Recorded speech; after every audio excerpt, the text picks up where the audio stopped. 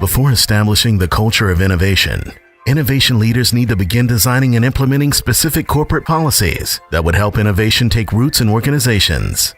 However, it's important to remember that the not invested here syndrome manifests not only as a rejection of external knowledge and expertise, but also as resistance to intra-company collaboration, as individual units are often reluctant to share their findings with others.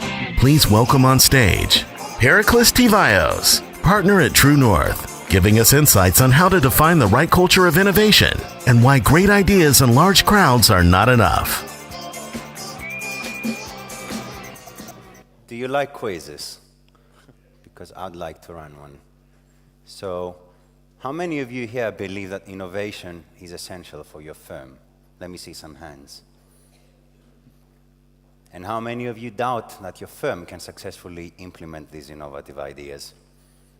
And my last question is, how many of you lifted your hand twice? And that's exactly the point.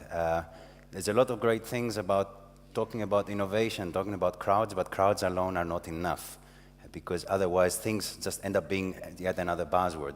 And don't get me wrong, buzzwords are great, I really like them. You can use them everywhere you can and as much as possible. But the fact of the matter is that implementation is the most important thing. So I'm going to leave this to the most expert social psychologist, corporate psychologist, Dilbert, to explain exactly what I'm talking about.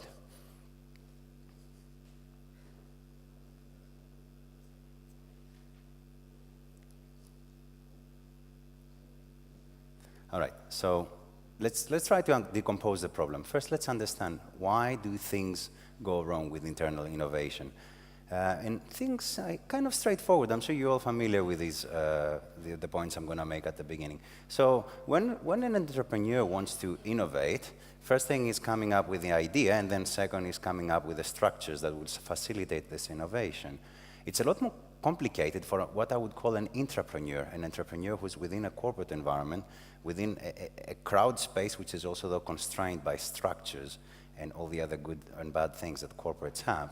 So an intrapreneur not only needs to identify the innovation that is worth pursuing, but also needs to make sure that they can navigate through the structures of the organization to achieve what they want.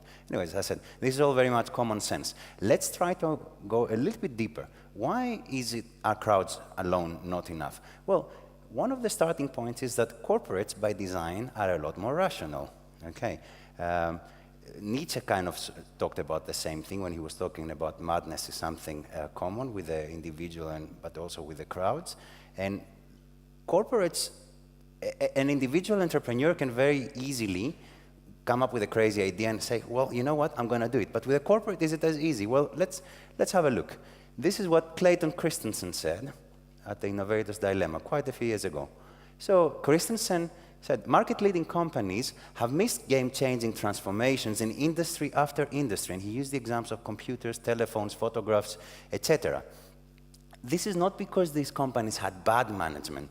Actually, to the contrary, they followed the dictates of good management because they listened closely to the customers and they carefully studied market trends. So they said, let's allocate the capital to the innovations that promise the largest returns. That's very rational, that's very common sense, a great thing to do, right? Well, actually not, because this is exactly the way that they missed the train of innovation. Clayton Christensen studied the solid-state drives back at the time, and for the ones who are not familiar with it, solid-state drives were discovered by one of the main companies that was also making the rotary hard drives, Seagate or Western Digital. I'm not sure which one of the two it was. So when the engineers went to the management and said, well, we have come up with this new idea about solid-state drives, management said, well, wait a second, these are too expensive, the market is too small, etc. They ditched it. The engineers left that company, they started their own venture, and you probably know the rest of the story by now.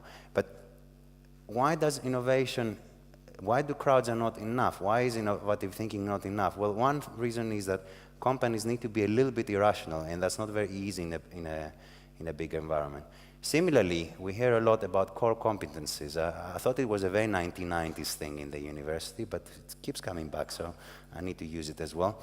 So Ted Leavitt talked about the railroads, and this is again another very interesting example in terms of how we can perceive things wrong. So the railroads in the United States, in the specific case, did not stop growing because the need for passengers or freight declined. That actually grew. There was an increased demand for the services. But the railway of executives let other means of transport, like such as cars, airplanes, etc., to take customers away because they assumed themselves to be in the railroad business rather than the transportation business. So what happened? They stuck to the knitting, they focused on the core competencies, but the definition of the core competencies was totally wrong. They said our core competence is railways, and maybe the core competence should have been transport. Very common fallacy you will find in the organization at the moment as well. And lastly, the not invented here syndrome. When you have large companies, you have departments, and when you have departments, you have silos, and you kind of follow what I'm trying to say. So I'm going to let Dilbert again explain the rest for me. And I'm just going to add one very last thing. People manage their careers, not their jobs. And I'm going to come back to this point shortly later. People manage their careers, and we need to be very careful about this. So let's turn it on the other side. How can we do things right? So here are some of the problems. Can we do something? Yes, definitely. So culture is the standard term that comes about when it comes to crowd innovation within a corporate, to entrepreneurship, etc. Culture is not something that you can change easily. Culture is not something that you can plug and play, no matter how management tries to pretend it. But there are some things that we can do. So let's try to see some of them. So first of all, senior sponsorship. Simple and clear. Either this is led from the top, or you get nothing done. So when I say senior sponsorship, let me get it right. If your company has a department of innovation, forget it. You've lost the plot. You're already out of it. There's no such thing as a department of innovation. Either you innovate as a firm, or you don't. If you give this to a department, you already have lost it. Second thing is structures. Now, again, we said large organizations, they need structures in order to be able to manage the crowds, but this is not necessarily the right way to encourage innovation. Anybody recognize this gentleman? I hope so. Okay, I'm not going to ask. What does he say when there's an innovation that is worth pursuing? He says, email me. Don't email your manager. Don't email your supervisor. Don't email your structure. Email Elon Musk directly. And this is also another very important thing. Only this way you can change the culture that permeates in a big organization at the moment. Incentives. As I said, people manage their careers, not their jobs. You're going to get what the incentives, what your incentives give an incentive for.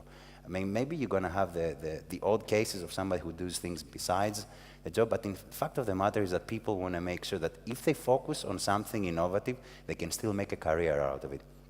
So there needs to be a career path through innovation. There needs to be a way to grow in the organization through the innovative path. And the last thing, there needs to be team enablement, because the biggest challenge to corporate entrepreneurship is the motto, it's your idea becomes your problem. And obviously nobody wants to do that because they already run a full-time job in parallel as well. So changing culture was very important. Focus on execution, equally important. I really like this diagram because it shows exactly how we sometimes go about new ideas. We set up this structure about all the things that we want to do, and we forget somebody who's going to do it. Okay, this is my favorite topic, and this is where I get a lot of people upset. Listening to our clients, we hear this mantra all the time. You should be a customer-oriented organization. You should listen to your customers. Rubbish, I'm sorry to say that. My favorite example, are you familiar with Barnes & Nobles, the bookstore company in the United States? I lived in New York City about 10 years ago, at the time, and Barnes & Nobles was the time when Amazon was growing, but was not what it is at the moment, and they were a traditional bookstore that they had the bricks and mortar stores. I was going every Friday night. I would make a point to walk to their Union Square bookstore. It was a wonderful space. They had these huge glass windows. You could see Union Square, the New York City taxis was the best. And they come to me one day with this survey, and they say, would you like to buy your books online? And I'm like, oh, that's rubbish. Why would I ever want to trade this setting for buying my books online? Of course, I like coming. That's why you find me here at Barnes & Nobles, because I don't want to buy my books online. So there you go. A few months later, Barnes & Nobles publishes the results of their survey, and they say, we found out that 70% of our existing customers will not buy their books online. Therefore, we will continue being a bricks and mortar bookstore. And some of you may know the rest of the story. They went bankrupt about a year later. Why? Because they listened to the clients. Same story, HMV in the United Kingdom. Again, I don't know how many of you have been in the UK. It was this big high street store. Again, I would go and I would look at my CDs there, and it was exciting to discover new music. Would I buy music online? No, absolutely not, but everybody else did. And again, HMV listened to their clients, and that was a big mistake. Listening to our clients is not always good. I'm not saying it's necessarily a bad thing, don't get me too wrong, but also listening to your clients can be the easiest way of missing big innovations that are right in front of your eyes, and you just cannot see them because you look at your clients instead. Just one more thing now.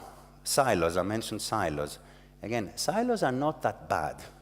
Okay, things depend on how you set them up. So let's try another quiz. Anybody recognizes this building? Okay, well, it's the new Apple headquarters.